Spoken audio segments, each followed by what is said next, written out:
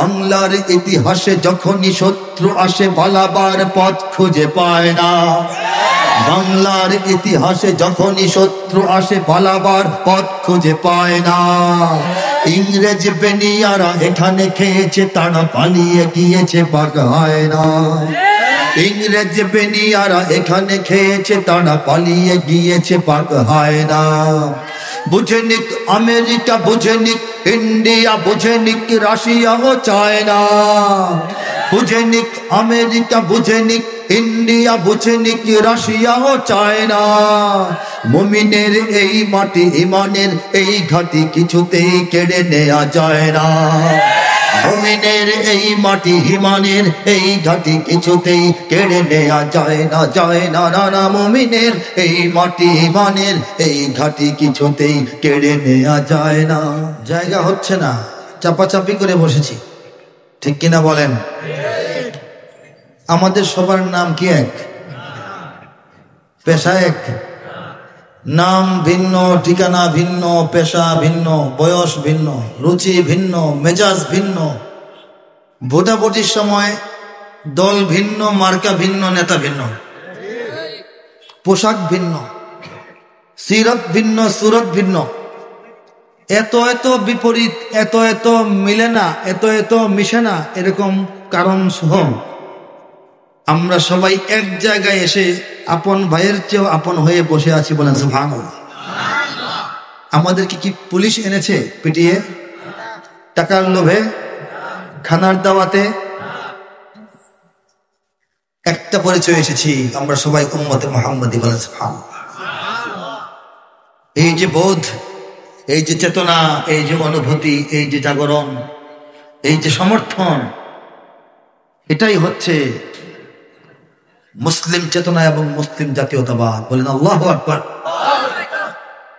গোটা পৃথিবীর মুসলমানরা, বাঙালি, ভারতীয়, পাকিস্তানি, মার্কিন, রুশ, European, Afghan, Turkish, French, Spanish, Australian, গোটা পৃথিবীর মানুষ একটা পরিচয়ে এভাবে একত্রিত হয়ে আছে হৃদয়ের বন্ধনে, সেটা হচ্ছে মুসলিম জাতীয়তাবাদ। বলে সুবহানাল্লাহ।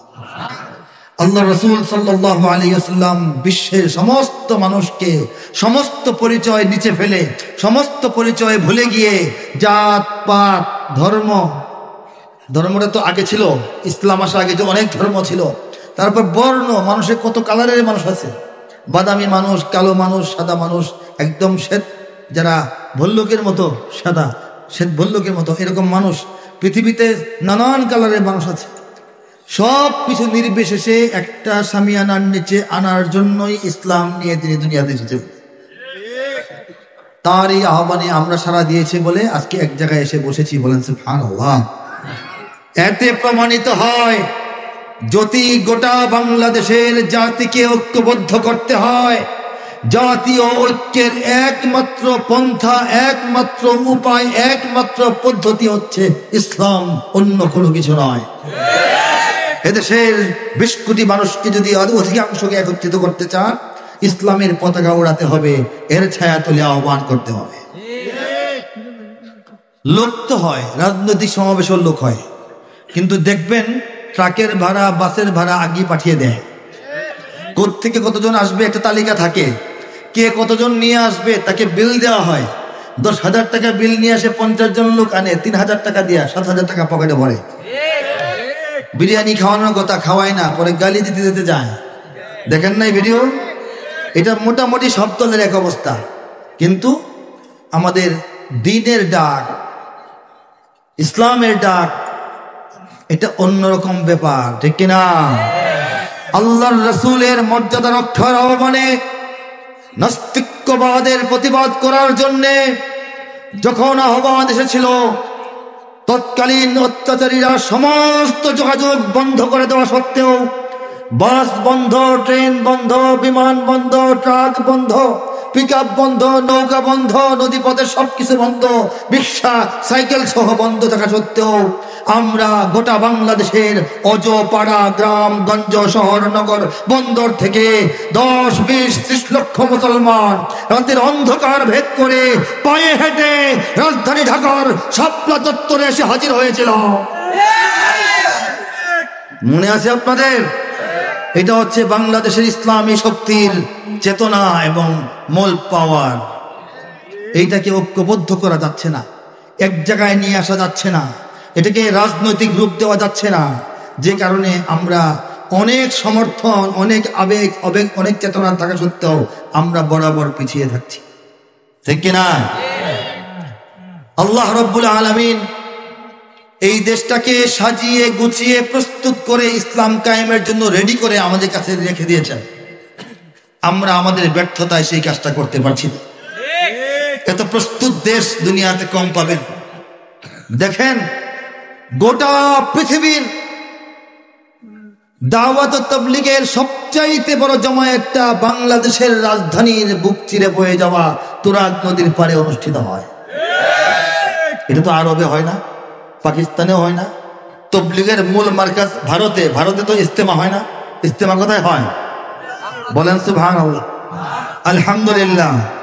সারা পৃথিবীর 100, 150, 200 দেশের মধ্যে প্রতিযোগিতায় বাংলাদেশের কিশোরেরা কোরআনের হিফজে তেলাওয়াতে 1 নম্বর হয়।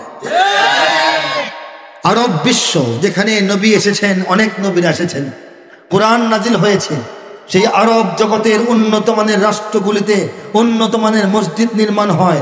কাতারে, কুয়েতে, আরব আমিরাতে, লিবিয়ায়, সিরিয়াতে যুদ্ধ, এরপরে অন্যান্য অঞ্চল, জর্ডান, সৌদি আরবের আশেপাশে, ওমান, সব জায়গায় দামি দামি দারুণ দারুণ মসজিদের ইমাম হিসেবে বাংলাদেশের আলেম সংগ্রহ করে নিয়ে যাওয়া হয়, ঠিক কিনা বলেন? পবিত্র কাবা ঘর যে কালো গিলাফ দিয়ে ঢেকে রাখা হয়, সেই কালো গিরাফের গায়ে সোনালী হরফে যে আল্লাহর কালাম লেখা রাখা হয়, সেই আল্লাহর কালাম লেখার নকশাটা, প্রথম যে আঁকার উপরে স্বর্ণের সুতা দিয়ে কাজ হয়, প্রথম যে অঙ্কন করা, সেই কাজটা বাংলাদেশের চট্টগ্রামের মাওলানা মুখতার আহমদ বা মুখতার হোসেন নামক একজন ভাইয়ের হাতে করা হয়। আমরা জানি না এইসব, ঠিক কিনা বলেন?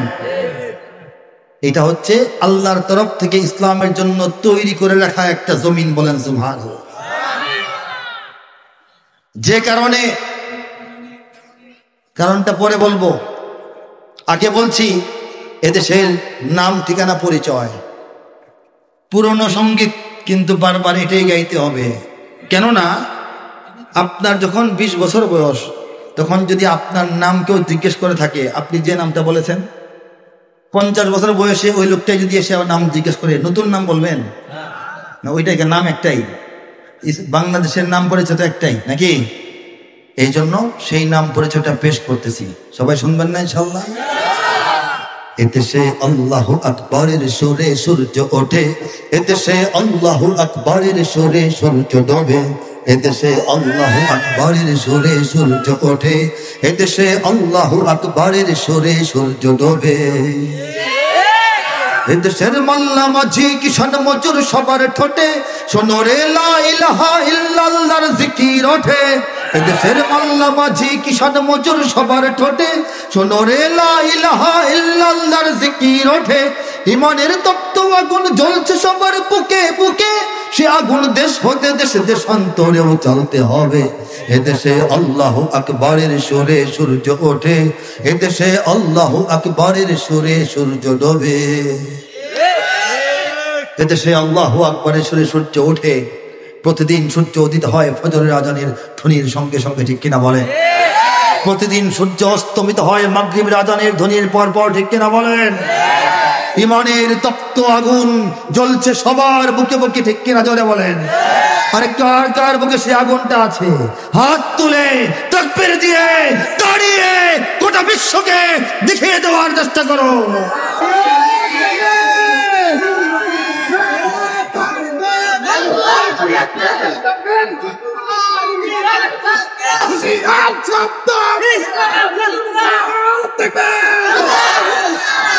মাশাআল্লাহ। এদেশে আল্লাহু আকবারের সুরে সূর্য ওঠে, এদেশে আল্লাহু আকবারের সুরে সূর্য ডোবে, এদেশে আল্লাহু আকবারের সুরে সূর্য ওঠে, এদেশে আল্লাহু আকবারের সুরে সূর্য ডোবে। এদেশের মাল্লা মাঝি কিষান মজুর সবার ঠোঁটে শোনো রে লা ইলাহা ইল্লাল্লাহর জিকির ওঠে। ইমানের তপ্ত আগুন জ্বলছে সবার বুকে বুকে, সে আগুন দেশ হতে দেশ দেশান্তরেও জ্বলতে হবে। এদেশে আল্লাহু আকবারের সুরে সূর্য ওঠে, এদেশে আল্লাহু আকবারের সুরে সূর্য ডোবে। এদেশের পথে ঘাটে, এদেশের বাজার হাটে,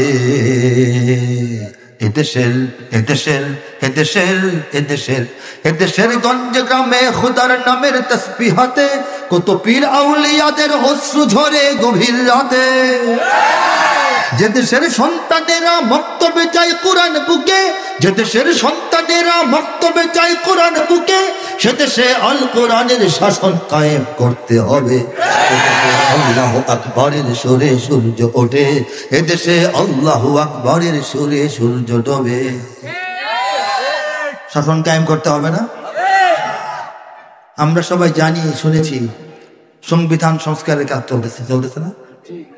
সংবিধান সংস্কারে অনেক পরামর্শ, 10টা পরামর্শ, 5টা পরামর্শ, 21 দফা, 24টা, 31টা আসতেছে না? একটা পরামর্শ দিলেই হয়। গণপ্রজাতন্ত্রী বাংলাদেশ না লিখে ইসলামী বাংলাদেশ লিখে দিলে সমাধান হয়ে যায়। সংবিধানের উপরে প্রথম লাইনটা এটা লিখে দিলে আর এই সংশোধন হয়ে যায় একবারে, ঠিক কিনা বলেন? যে দেশে মক্তবে শিশুরা কোরআন বুকে ধরে ছুটে যায়, সে দেশে আল কোরআনের শাসন কায়েম করতে হবে, ঠিক কিনা? এদেশের জলে স্থলে, এদেশের ফুল ফসলে,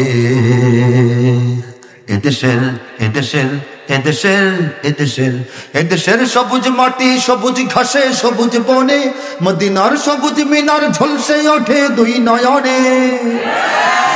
এদেশের শিকড় তো নয় দিল্লিতে বা ওয়াশিংটনে, এদেশের শিকড় তো নয় দিল্লিতে বা ওয়াশিংটনে, এদেশের শিকড় জানি ছড়িয়ে আছে দূর আরবে।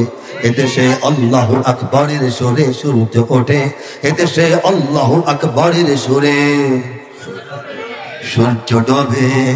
এদেশের শিকড় তো নয় দিল্লিতে বা ওয়াশিংটনে, কথা ঠিক কিনা বলেন?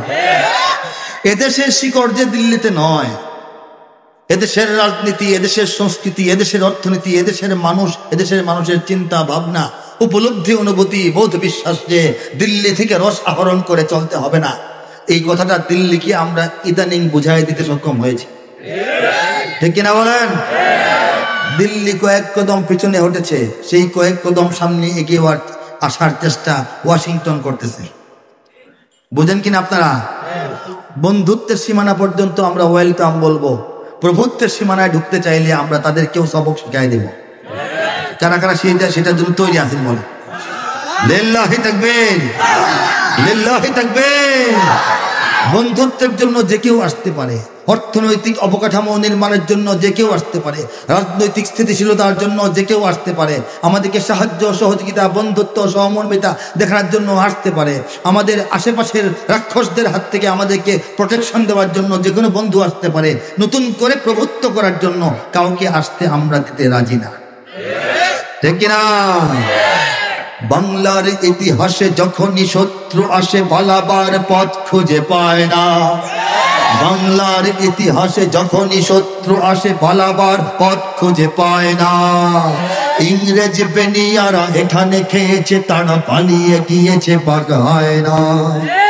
ইংরেজ বেনিয়ারা এখানে খেয়েছে, তারা পালিয়ে গিয়েছে পাক হয় না। বুঝে নিক আমেরিকা, বুঝে নিক ইন্ডিয়া, বুঝে নিক রাশিয়া ও চায়না।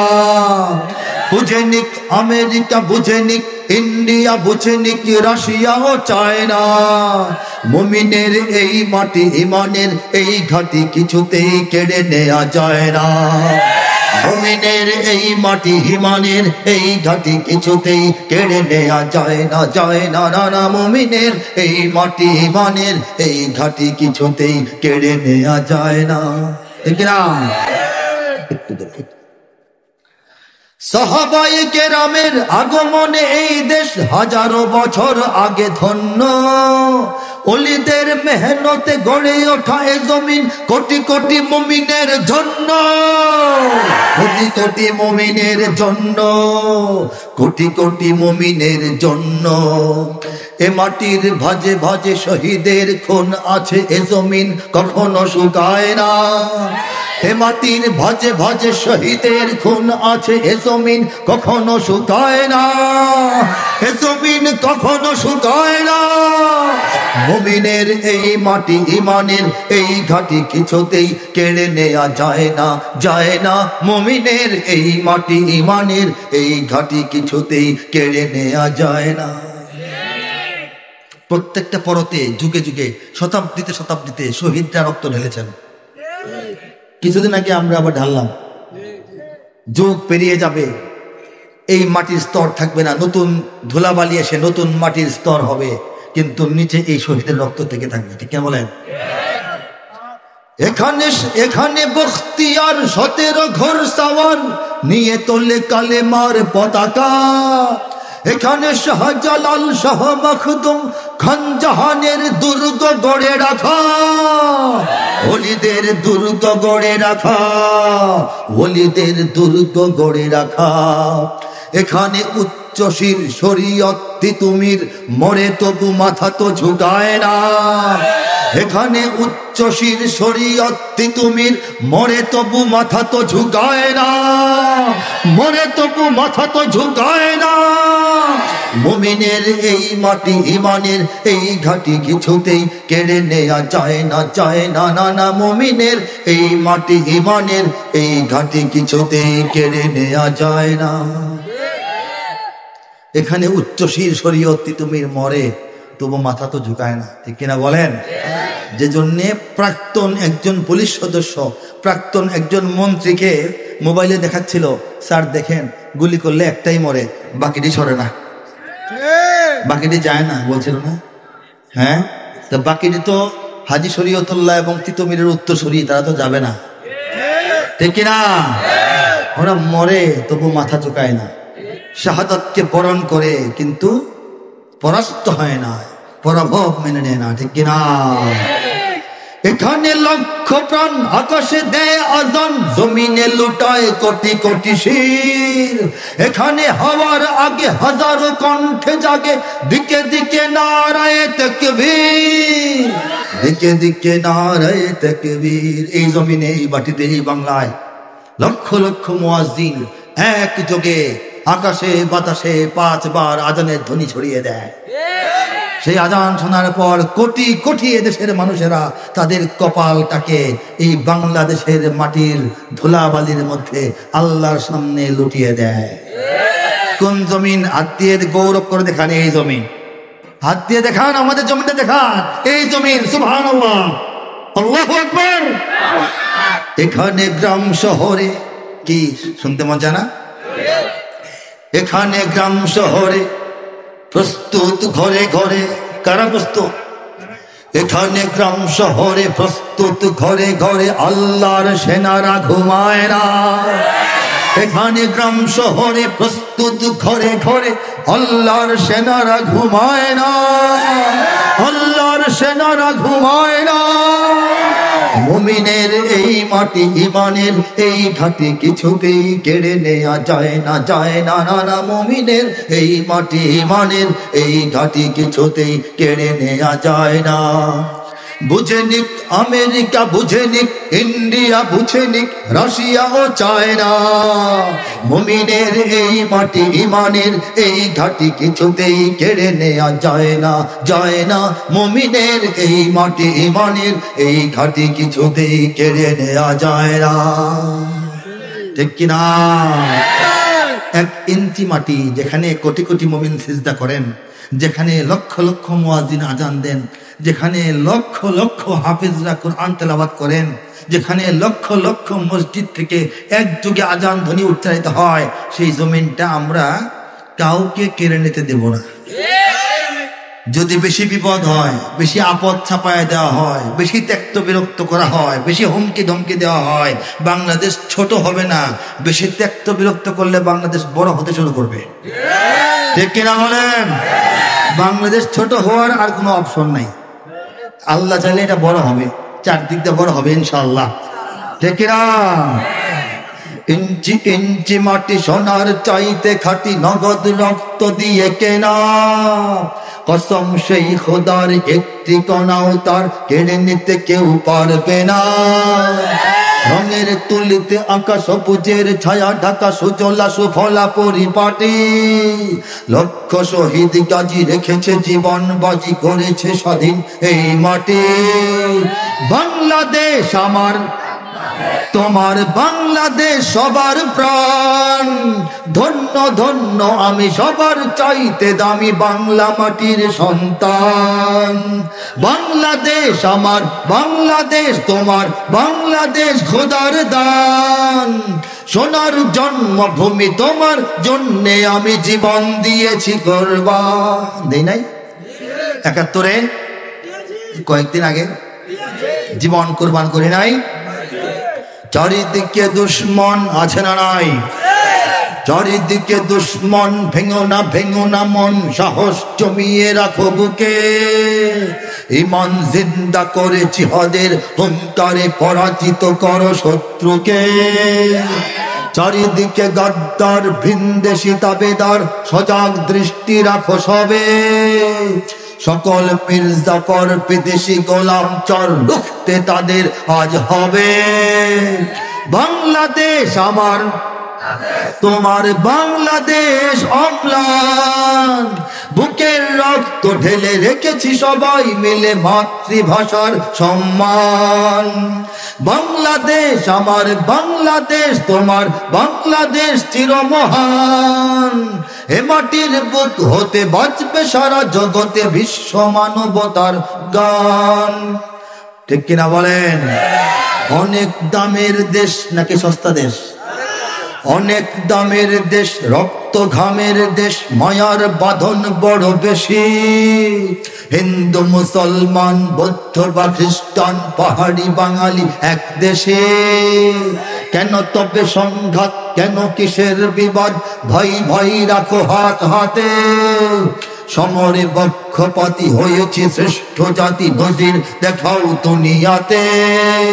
বাংলাদেশ আমার, তোমার বাংলাদেশ খোদার দান।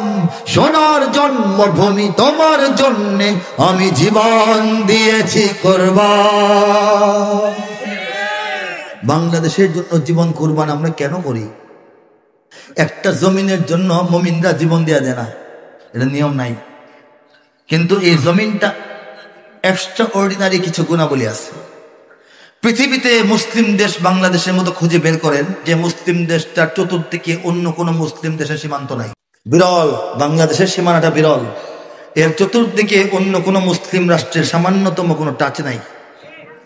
অন্য একটা অবস্থায় আমরা আছি না? অন্যান্য মুসলিম দেশ সুখের কথা দুঃখের কথা কানাকানি সলা পরামর্শ করার মতো বন্ধু আছে, আমাদের নাই। ঠিক কিনা বলেন?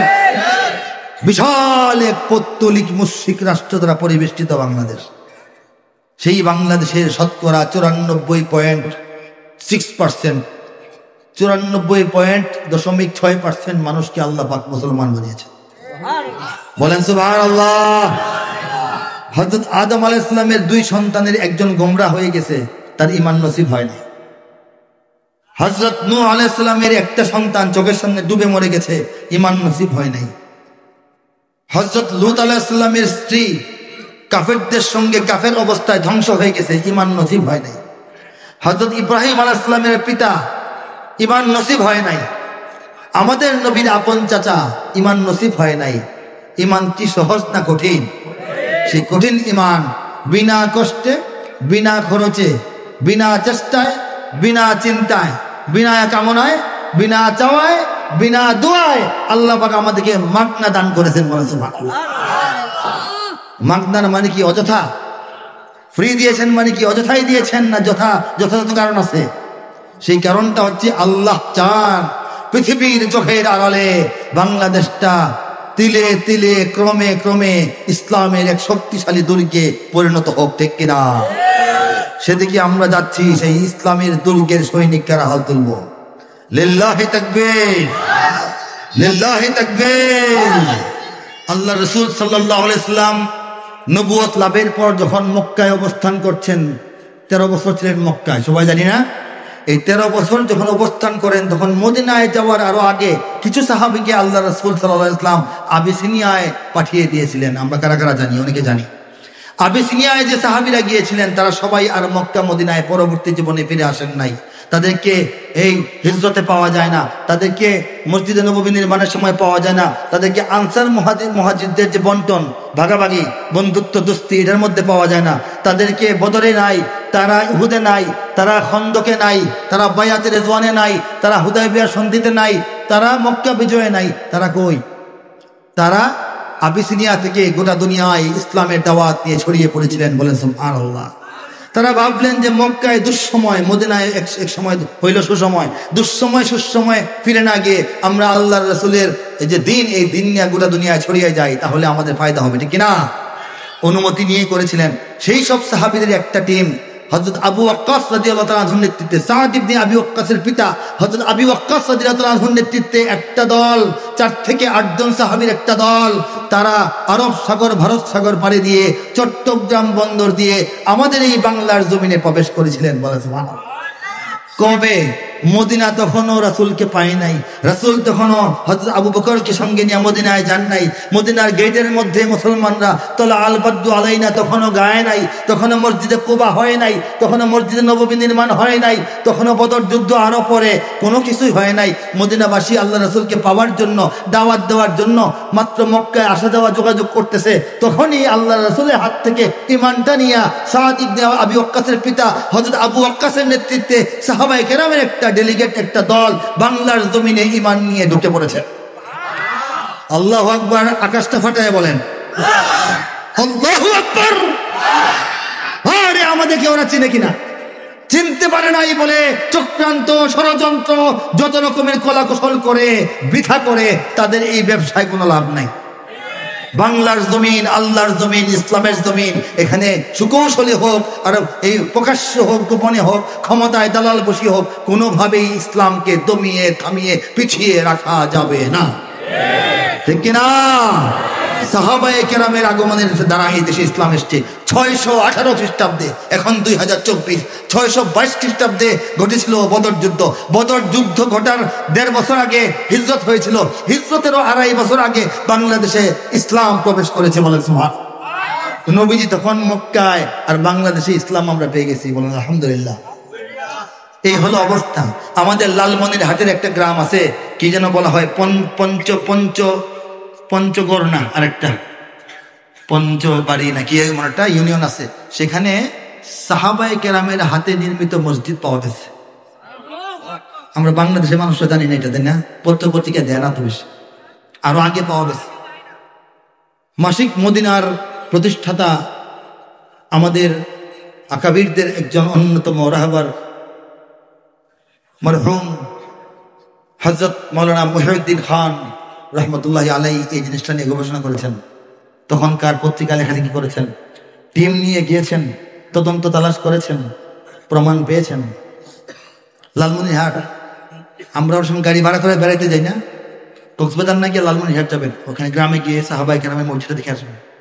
সাহাবীদের হাতে বানানো মসজিদ, একটা গ্রামের মধ্যে ঝোপ জঙ্গল ঝাড় পরিষ্কার করতেছিল কোনো কাজের জন্য, দেখেন নিচ থেকে ইট বের হয়। ইট, এটা তো অনেক জায়গায় হয়, জমিদার বাড়ি থাকে না, মুসলিম বাড়ি, হিন্দু বাড়ি থাকে না, ইট বের হয়। এরপরে এখানে কার্যক্রম করবে, ওই পুরনো বাড়িটা বিক্রি করে দিচ্ছে প্রত্নতত্ত্ব বিভাগের কাছে, তারা এটা সংগ্রহ করবে, সংরক্ষণ করবে। তখন গামলা দিয়া মাটি উঠায়, ইট উঠায়। ইট যখন নিয়ে যায়, বিভিন্ন ফুলের মতো, বেলি ফুল, গোলাপ ফুলের নকশা, ভেবেছিল যেহেতু নকশা টকশা আছে এটা মন্দির টন্দির হতে পারে, ঠিক কিনা? তখন এই মালামাল যখন তারা মাথায় করে করে নিয়ে যাচ্ছে টুকরিতে, তখন একটা বড় স্লেটের মতো, এরকম বক্সের মতো একটা বড় ইট পড়ে গেল ঠাস করে। এটা লেখা বুঝতেছে না শ্রমিকরা। তারপর স্থানীয় ইমাম সাহেবকে দেখালো, হুজুর এখানে কি লেখা? এটার মধ্যে সুন্দর মতে কালিমাতুত তাইয়্যিবা লেখা বলেছে। এবং এটার মধ্যে সন লেখা, হিজরি। হিজরি এখন কত হিজরি? 1400 কত? 40 না 45? আমি তো মনে নেই, 46, 1446 এখন হিজরি সন। মানে হিজরত যে করছিলেন আল্লাহ নবী, তখন থেকে 1446 বছর পরে আমরা আছি। ওইটার মধ্যে কি লেখা জানেন? শুধু 69 হিজরি। বলেন সুবহানাল্লাহ। শুধু 69 হইলে কবে? এটা হিজরতের মাত্র 69 বছর পরে। হিজরতের 10 বছর পরে নবীজি দুনিয়া থেকে বিদায় হয়েছেন। তাহলে নবীজি বিদায়ের মাত্র 59 বছর পরেই সাহাবীদের দ্বারা বাংলাদেশে মসজিদ হয়ে গেছে। এই দেশে নাস্তিক মুরতাদ যারা আছে, এই দেশে আধিপত্যবাদী সাম্রাজ্যবাদীদের দালাল চাটুকার চামার চামুন্ডা যারা আছে, এই দেশে ইসলাম ও মুসলমানদের অস্তিত্বের বিরুদ্ধে কাজ করার লোক যারা আছে, এই দেশে যত রকমের দুশ্মন আছে, তাদের জেনে রাখা উচিত এটা এই জায়গা বেশি সুবিধা না, এখানে তাদের ষড়যন্ত্র সফল হবে না। আল্লাহ শুরুতেই বলেছেন, আমি তেলাওয়াত করেছিলাম, ওয়ামাকারু ওয়ামাকারাল্লাহ। এখানে করি নাই, করলাম এখন। ওয়ামাকারু, আল্লাহ বলেন তারা ষড়যন্ত্র করে, চক্রান্ত করে, করতে থাকে। ওয়ামাকারাল্লাহ, আল্লাহ তার পরিকল্পনা ঠিক করে রাখেন। ওয়াল্লাহু খায়রুল মাকিরিন, আর আল্লাহ হচ্ছেন সর্বশ্রেষ্ঠ পরিকল্পনাবিদ। বলেন সুবহানাল্লাহ। তাদের পরিকল্পনা তো অনেক কিছুই ছিল। তাদের পরিকল্পনা ছিল বাংলাদেশে মাহফিল বন্ধ হয়ে যাবে, তাদের পরিকল্পনা ছিল বাংলাদেশে মাদ্রাসা বন্ধ হবে, তাদের পরিকল্পনা ছিল বাংলাদেশে মসজিদের সংখ্যা কমবে, তাদের পরিকল্পনা ছিল বাংলাদেশের তবলিগ হারায় যাবে, তাদের পরিকল্পনা ছিল বাংলাদেশের ইসলাম ধর্মের বইয়ের মধ্যে মন্দিরের ছবি ঢুকবে, তাদের পরিকল্পনা ছিল শিক্ষা ব্যবস্থা ধ্বংস হবে, তাদের পরিকল্পনা ছিল সংস্কৃতির নামে বিদেশি সংস্কৃতি, বিজাতীয় সংস্কৃতি এই জাতিকে শেখানো হবে। তাদের ষড়যন্ত্র ছিল এদেশের এই তরুণরা, যুবকরা মোবাইল টিপাটিপি করতে করতে গুন্ডা বদমাশ হয়ে নষ্ট হয়ে যাবে। কিন্তু তাদের পরিকল্পনা ছিল এইটা। আল্লাহর পরিকল্পনা ছিল যে না, এত সহজ না, এদেশে নতুন বিপ্লব ঘটবে, ঠিক না? সেই বিপ্লবের চূড়ান্ত জায়গায় নেওয়া মানে ইসলাম, বাংলাদেশকে ইসলামের কুল পর্যন্ত উঠায় দেওয়া। সেই কাজটা আমাদের করতে হবে। কারা তৈরি আছি? লিল্লাহি তাকবীর, লিল্লাহি তাকবীর। এর জন্য আমাদের মানসিক ঐক্য দরকার। আর গোটা বিশ্বের মুসলমানদের সঙ্গে অন্তরের সম্পর্ক আরো ঘনিষ্ঠ করা দরকার। কারণ গোটা দুনিয়ার মুসলমানরা একটা জাতি, একটা দেহের অঙ্গ প্রত্যঙ্গ আমরা, ঠিক কিনা বলেন? আপনার চোখের মধ্যে কেউ গুঁতো মেরেছে, আপনি চোখে ব্যথা পেয়েছেন, তাহলে আপনার একেবারে সারা শরীরে ব্যথা পাচ্ছেন কেন? ব্যথা তো চোখে। আপনার আঙ্গুল কেটে ফেলেছে, আপনার চোখ দিয়ে পানি বের হচ্ছে কেন? চোখের কি সমস্যা? সমস্যা এটাই যে একটাই দেহ, ঠিক কিনা? কাজেই ইরাকে যখন আক্রমণ হয় বাংলাদেশ ব্যথিত হয়, আরাকান যখন নির্যাতিত হয় বাংলাদেশে রক্তক্ষরণ হয়, ফিলিস্তিনকে যখন নিষ্পেষণ করা হয় বাংলাদেশ আগুনে জ্বলে ওঠে, ঠিক কিনা বলেন? এটা হচ্ছে মুসলিম জাতীয়তাবাদ। শুরুতে যে কথা বলে শুরু করেছিলাম, সেই জাতীয়তাবাদ ভুললে চলবে না।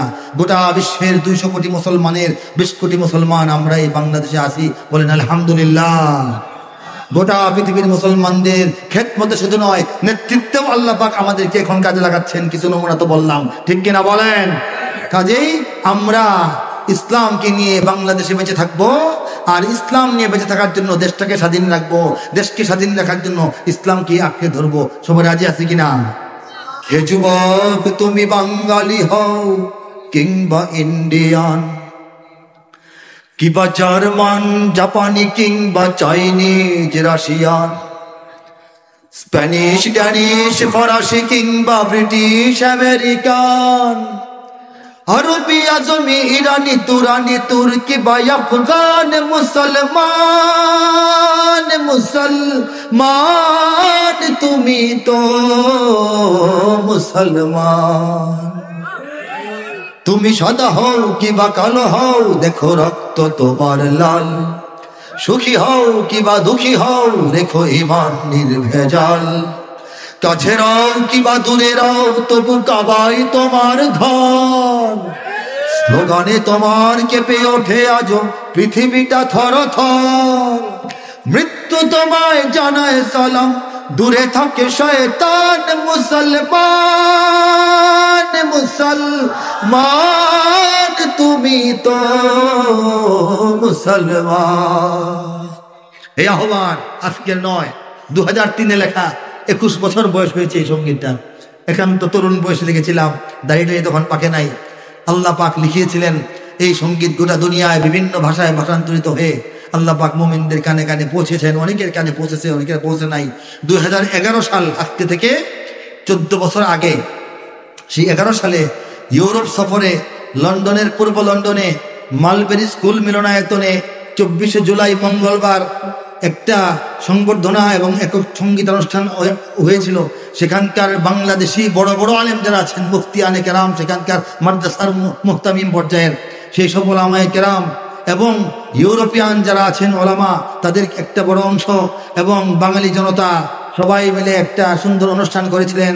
সেখানে মাইক্রোফোনে উপস্থাপকের তরফ থেকে, আয়োজক এবং অনুষ্ঠানের তরফ থেকে মুসলিম উম্মার জাতীয় কবি বলে আমাকে উপাধিত করা হয়েছিল, ন্যাশনাল পয়েট অফ মুসলিম উম্মাহ। তখন এই সঙ্গীত, আরো অনেক সঙ্গীত, ইরাক আমার ভাই, ইরান আমার বোন, আফগান ফিলিস্তিন আমার বন্ধুজন, প্রতিবেশী আরাকান, কাশ্মীর আপন, তারা শুনেছিল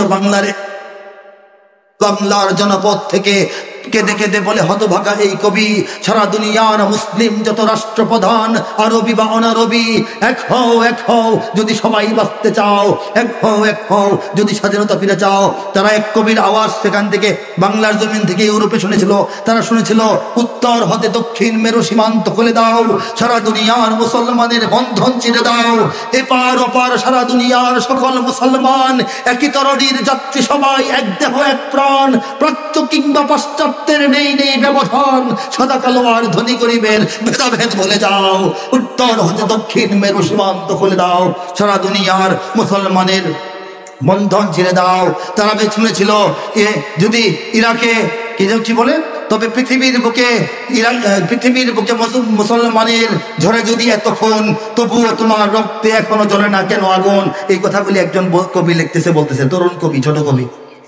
এগুলি দুনিয়াতে অল্প অল্প, এখনের যুক্ত না, এখন তো সবকিছু খুব দ্রুত দৌড় মেরে পৌঁছায় যায়। তখন আস্তে আস্তে পৌঁছতেছিল। তারা একটা অনুষ্ঠানের মধ্যে একজন PhD হোল্ডার, রাজশাহী ইউনিভার্সিটির একজন শিক্ষকের হাত দ্বারা একটা মানপত্র পাঠ করেছিল, বিশ্বে মুসলিম কবি কতজন থাকতে পারে। এর মধ্যে মুসলিম হলেও অনেকে আছে নামে মুসলিম, আসলে নাস্তিক।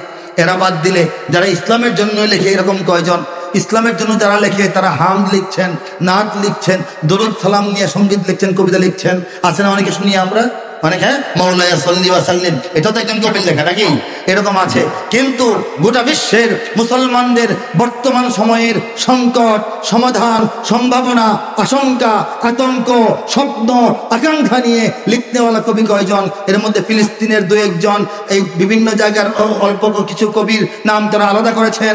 বাংলাদেশের আপনাদের এই কবির নাম তারা তালিকাবদ্ধ করেছেন, তুলনামূলক বিশ্লেষণ করেছেন।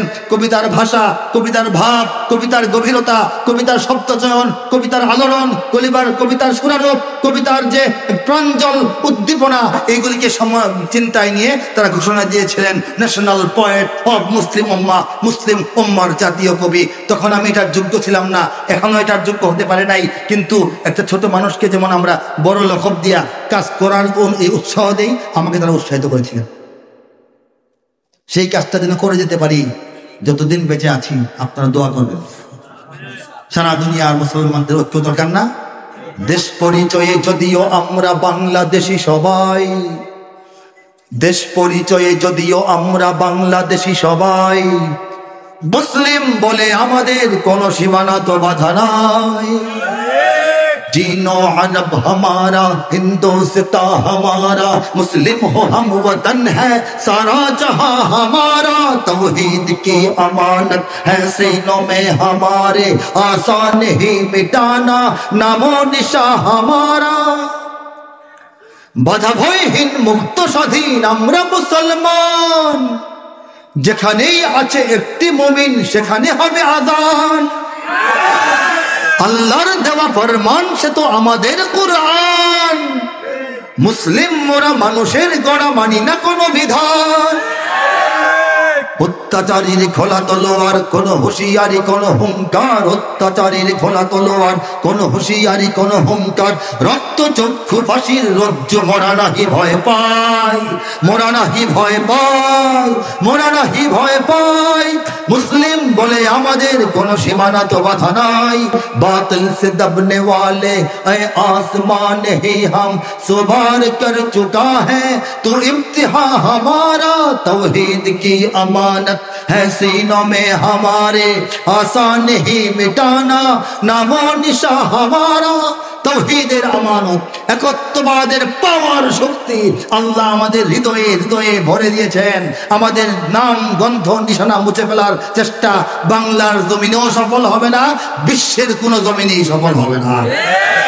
আল্লাহ আমাদেরকে কবুল করুন, আল্লাহ আমাদের পথ সহজ করুন, আল্লাহ আমাদের নেক চিন্তা ভাবনা কর্ম কৌশলকে সহজ করুন, কবুল করুন, আমাদেরকে নিরাপদ রাখুন, আমাদেরকে হেদায়েতের উপর কায়েম রাখুন।